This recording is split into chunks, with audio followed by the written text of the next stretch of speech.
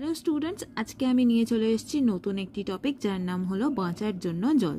চতুর্থ শ্রেণীর আমাদের পরিবেশ বইটিতে ৭৭ পৃষ্ঠায় এই টপিকটি রয়েছে। এই চ্যাপ্টারটির নাম হচ্ছে প্রকৃতি সম্পর্কে মানুষের অভিজ্ঞতা। সেই চ্যাপ্টারের মধ্যে এটি একটি প্রথম টপিক যার নাম হলো বাঁচার জন্য জল। জল আসলে প্রকৃতির দান, জলের আরেক নাম জীবন।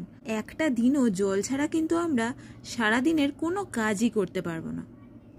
মানুষের বেঁচে থাকার জন্য জলের প্রয়োজন অপরিসীম, আর পানীয় জল হলো তার মধ্যে সবথেকে জরুরি। এছাড়াও খাওয়া, রান্না করা, স্নান করা, কাপড় কাচা, এসব কাজে তো জল অপরিহার্য। প্রাচীনকাল থেকেই মানুষ কিন্তু এটা বুঝতে পেরেছিল, এবং তাই প্রাচীনকালে মানুষ ঝর্ণা অথবা নদীর ধারেই কিন্তু প্রথম বসতি স্থাপন করেছিল।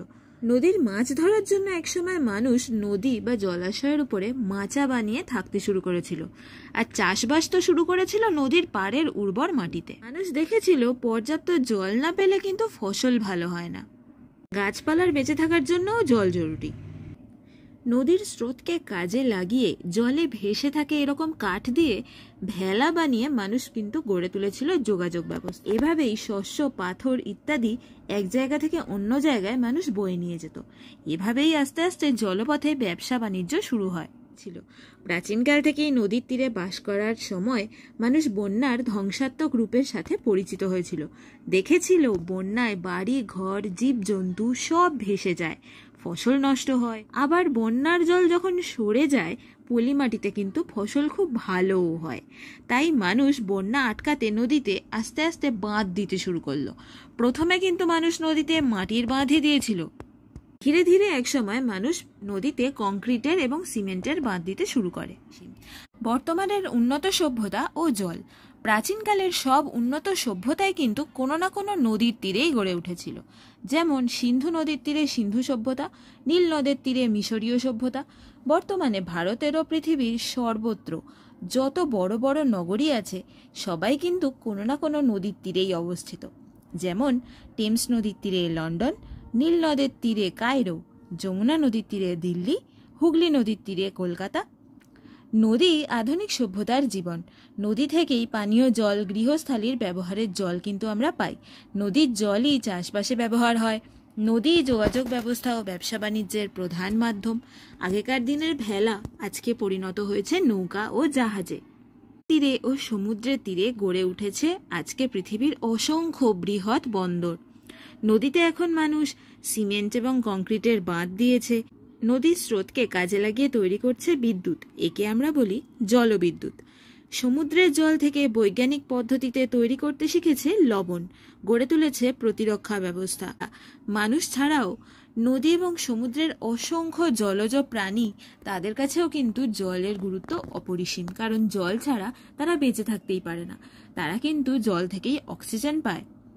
তাহলে তোমরা দেখলে তো, শুধু মানুষ নয়, জলজ সমস্ত প্রাণীর জন্যও কিন্তু জলের গুরুত্ব অপরিসীম। আর শুধু জলজ প্রাণীই বা কেন, আমাদের স্থলের অন্যান্য প্রাণীরাও, বাঘ, সিংহ, হাতি, হরিণ, এরা সবাই তো জল না খেলে বেঁচে থাকতে পারে না। তাহলে শুধু মানুষ কেন, সমস্ত প্রাণীর এবং উদ্ভিদেরও বেঁচে থাকার জন্য জলের গুরুত্ব অপরিসীম।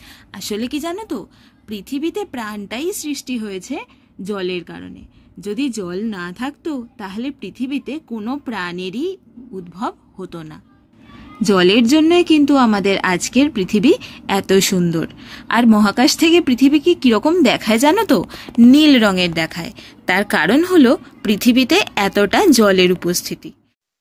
জল বিষয়ক একটি ছক আছে এই পৃষ্ঠার পরে ৭৮ পৃষ্ঠায়, এসো সেটা দেখে নেওয়া যাক। এখানে বলেছে তোমার বাড়ি কোন জায়গায়। তোমাদের বাড়ি গ্রামে অথবা শহরে, যে কোনো জায়গায় হতে পারে।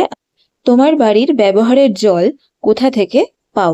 গ্রামে হলে কাছাকাছি পুকুর, নলকূপ, পাতকুয়ো অথবা গ্রামের মধ্যে দিয়ে বয়ে যাওয়া নদীর জল। যদি শহরে হয় মাটির নিচের জল পাম্পের সাহায্যে ট্যাঙ্কে ধরে রাখা হয়, অথবা টাইম কলের জল বা নলকূপের জল। দ্বিতীয় পয়েন্টটি দেখো কি বলেছে, কোন সময় জলের সমস্যা হয়। গ্রামে গ্রীষ্মকালে যখন মাটির নিচের জলস্তর নেমে যায় ও পুকুর বা নদীর জল অনেক কমে যায় তখন জলের সমস্যা হয়। আর শহরে গ্রীষ্মে যখন মাটির নিচের জলস্তর নেমে যায় তখন নলকূপের সাহায্যে জল তুলতে কিন্তু সমস্যা হয়। তখন তোমরা কি করো? তোমার বাড়ি যদি গ্রামে হয় তাহলে দূরের গভীর নলকূপ বা গভীর পুকুর থেকে জল আনতে হবে। আর যদি শহরে হয় তাহলে কিন্তু বিদ্যুৎ চালিত পাম্পের সাহায্যে মাটির নিচের জল কিন্তু সারা বছরই তোলা যায়। বর্ষার জলকে কি করে ব্যবহার করা যায়? গ্রামে বর্ষার জলকে বড় ড্রামে সংগ্রহ করে রাখতে পারো গৃহস্থালির কাজের জন্য। আর শহরে ছাদের উপরের ট্যাঙ্কে বর্ষার জল সংগ্রহ করে মাটির নিচের জলের ব্যবহার কিন্তু অনেকটাই কমিয়ে আনা যেতে আজকের পারে। চ্যাপ্টারটা তোমাদের কেমন লাগলো আমাকে কমেন্ট করে জানিও।